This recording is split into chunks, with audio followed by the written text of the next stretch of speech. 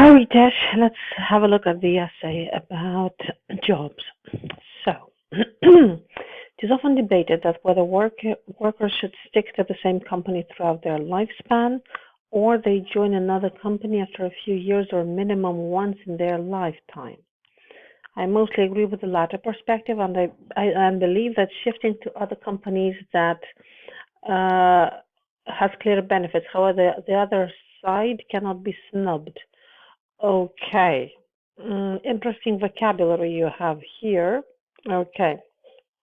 So, you have a nice introduction, but many things in the use of language have to be corrected.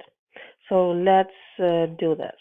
It is often debated whether, you don't need that, whether workers should, if you say stick to, this is very, very informal. This is not appropriate in an essay, either for IELTS general or academic.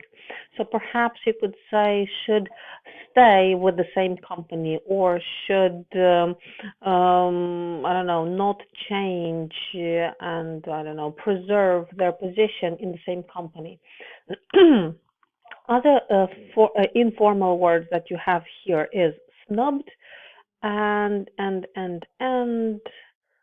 this is it. I'm going to put other words in bold as I get there to draw your attention to them and remind you to choose a more formal equivalent.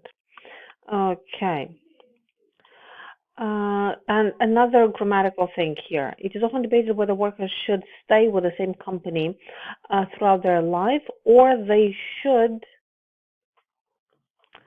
I wouldn't say join, perhaps you could say move on to another company after a few years, or at least, not minimum, I would say at least once in their lifetime. Most likely with the latter perspective, and believe that shifting to other companies, okay, has clear benefits. I would say such as and introduce the benefits as a general overview. However, the other side cannot be overlooked. As you can see, the synonyms of the word snubbed is disregarded, disparaged, ridiculed, dishonored. All of these words are synonyms, but they're not perfect synonyms, just as the word snubbed is a synonym to them. So, in your case and context, perhaps disregarded is the best one or overlooked. This fits the meaning and the style of the text. Migrating from one organization to another offers two key merits. Okay, you use the word migrating, but you're trying to be creative with the vocabulary. Okay, so first and foremost, it broadens the knowledge horizons of employees. Okay. To explain, this is because every company has its own techniques and styles of working, and working in more than one company. And look at this, you have working here and working here, and this is a repeat. Try to avoid repeating any kind of words in either close proximity or even within one paragraph as much as possible. Of course, some words won't be able to be avoided, like employees. You will use the word employees several times, and that's acceptable. But let's say you choose to repeat the word snubbed in case it was used appropriately. That would be very conspicuous. Okay. Renders the opportunity to grasp such techniques. I wouldn't say renders, I would say provides the opportunity to grasp such techniques, resulting in enhancing technical skills. I wouldn't use the article, no. Leadership skills and other skills. Why would you use the word skills three times?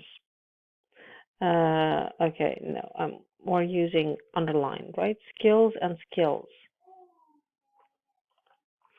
and other skills. Make sure you rephrase this part and replace the word skills.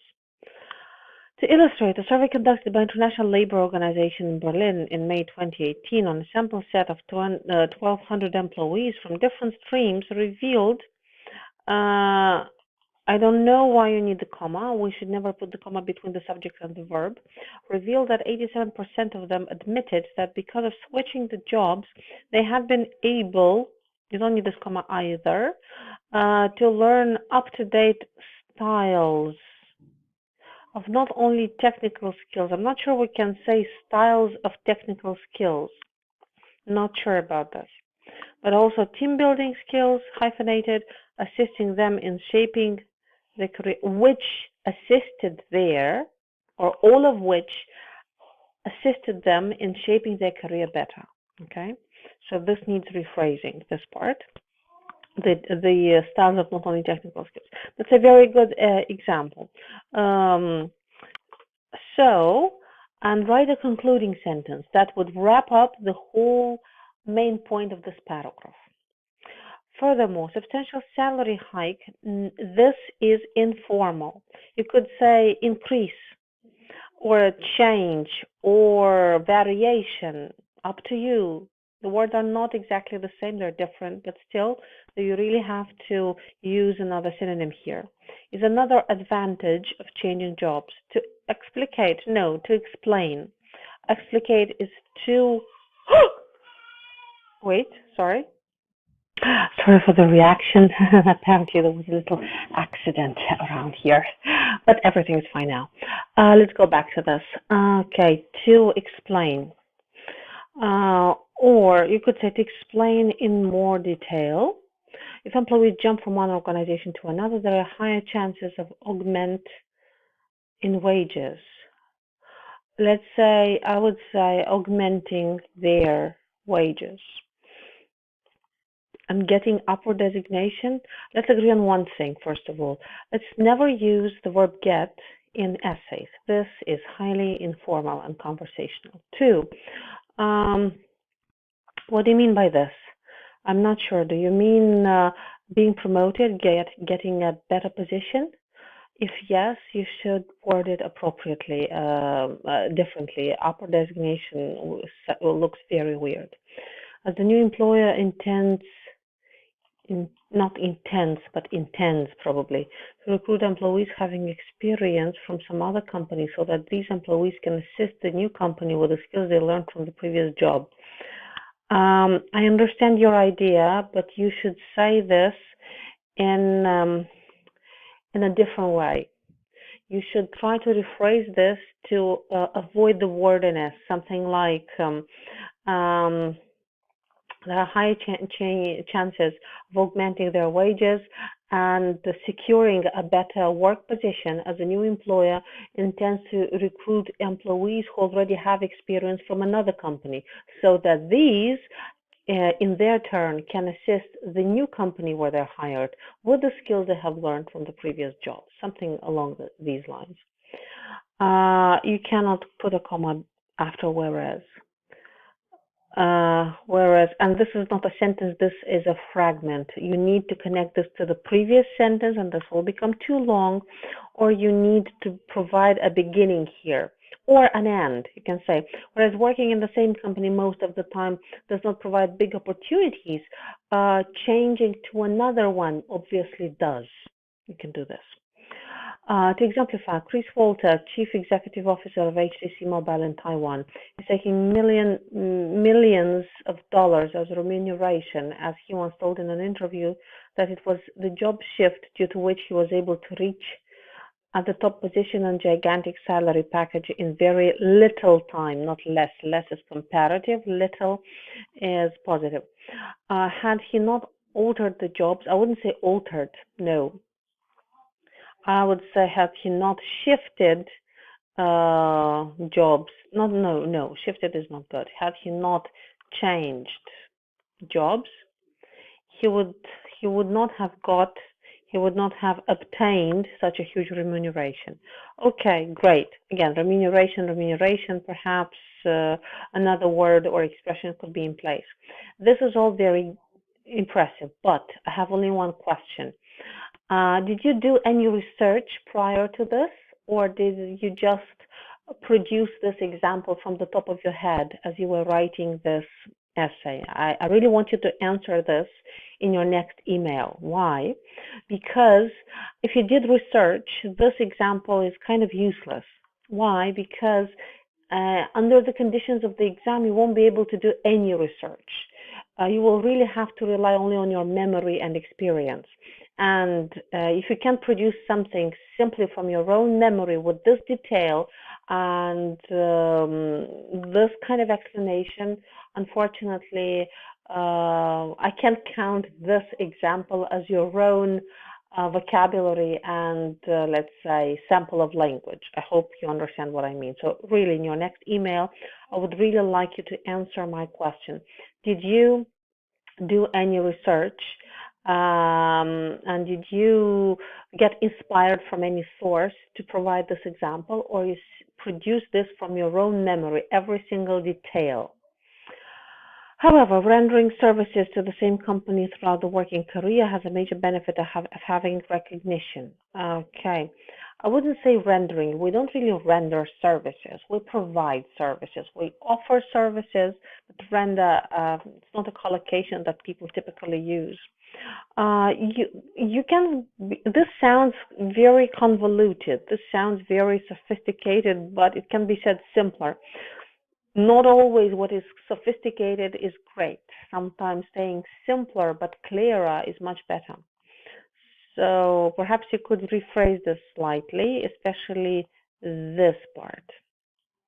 Simplify, but keep the good style, keep the appropriate academic style. To elaborate, when employees work for one company and stand by it in all ups and downs, and this is again very, very informal. Perhaps you could replace this by a more academic or formal expression. They achieve respect from their seniors as well as juniors. In the long run, these employees become inspiration for other fellow workers. Perhaps a linking expression would be here in place. So, thus, in the long run, these employees even become inspiration for other fellow workers. All in all, they attain a special place in the organization. Okay. Okay. I'm just wondering if you could combine this sentence and this sentence in a bigger sentence, because it looks like you can handle only simple sentences here. So you have to show a range of vocabulary and grammatical structures. For instance, Sundar Pichai is a clear example, as he's always admired by Google.com for his hardships and loyalty towards the company. Okay, I don't know who this person is, and I don't think everyone does. So perhaps you have to explain who this person is and why he's admired by Google, and why he admires his hardships. If a person suffers hardships, it means they suffer difficulties. For example, my grandmother suffered numerous hardships in the time of Second World War. So they suffered from famine, cold, and other things, right? So this is hardships. I'm not sure what you meant here. Loyalty, yes, this is great, but I'm not sure that I understand how this example connects to the idea of recognition and respect. The explanation here is clear and it's really good, but I'm not sure how this connects. To encapsulate, how about the mere to conclude, or to summarize? Encapsulate is sophisticated, but it doesn't fit. Can be concluded that although switching jobs has some positives, namely knowledge enhancement and better financial rewards, okay, nice. Sticking to the same company, again, this is very informal, gives recognition to the workers. I would say staying with the same company for many years repays the workers with recognition and respect earned from their peers and seniors, something like this. I really like your ideas. I can see that you can handle complex vocabulary, but still, I advise you make a detailed error list of everything I have mentioned while commenting on your essay, and try to rework your essay. Now let's have a look at your letter. This should be fast. Dear Mr. Martin, I'm writing this letter with regard to my stay at your home, as I will visit the United Kingdom for an English and homestay program. I wouldn't say for an, I would say in the framework or um, in the okay, let's say in the framework of the English and homestay program. Okay. At the onset, no, we can't use this here. No. How about a regular first? First, let me introduce myself. I'm Tim Austin, and I'm 24 years old. I live in Sydney, Australia, and I'm pursuing my master's degree in business administration from the Melbourne University or from University of Melbourne. In my family, my mother, father, and one brothers are there. Oh, first, I'm not sure you need to enumerate the members of your family, and two, it is, sorry for saying this, but this is completely unnatural use of language. You can say, my family consists of my mother, father, and one brother, but you cannot say it like this. Never, ever, please, no. Why? Okay, you say, as my hobbies are, I have won many state-level competitions in chess. You can't really use as here. You can say, my hobbies count reading motivational books, playing chess, and singing. And I'm proud to say that I have won many state-level competitions in chess. Okay, that's a very detailed background that you present. One little thing, let's count the words in your letter. You have 252 words. What's the word limit for the letter? 150. Let's remember one thing. What's your tops? Tops is 200. Let's try not to go overboard from this limit. Further, I would like to ask some questions about the United Kingdom. Firstly, let me know what would be the weather conditions in May and June, so that I can take my clothes accordingly, so that I can take appropriate clothes. I wouldn't say accordingly, no.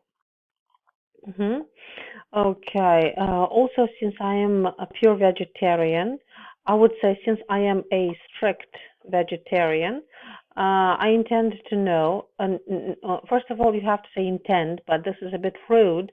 So perhaps you could say, I would like to know whether there is any good restaurant serving vegetarian meals, or would I have to cook them by myself, and whether you could provide the facilities, or whether you would allow me to use your kitchen for doing that, something like this.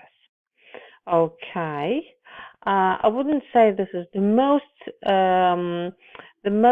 essential information about the UK, but you are partly answering this question or this part of the task. Okay. Lastly, let me share my itinerary with you. This is a bit superfluous. You can say lastly, as far as it concerns my arrival time, and so on and so forth. Okay, as my classes will commence on the 4th of May, I will reach on the, you will reach what? You mean you will arrive on the 2nd of May, right? I will arrive on the 2nd. The airline through which I will come is Emirates Airlines, and my flight number is, I will reach Glasgow Airport at 4 p.m. on the 2nd of May, and then I will book an Uber cab to reach your home. Most probably I will reach, I think I have seen the word reach at least 5 times. Correct me if I'm wrong. I will be carrying 2 suitcases, 1 handbag. Can you tell me why this is relevant? Because what you need to provide is the scheduled date of arrival and the time. So perhaps you need to say this.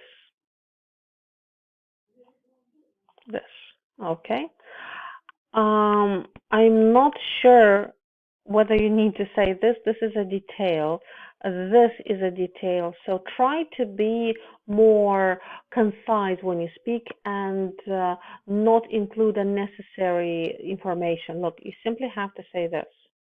Yes, some of the details are okay, but what you will be carrying is to say the least, not necessary. It's not excessive. Looking forward to meeting you and having a great time together. I'm not sure this is completely appropriate, but let it be.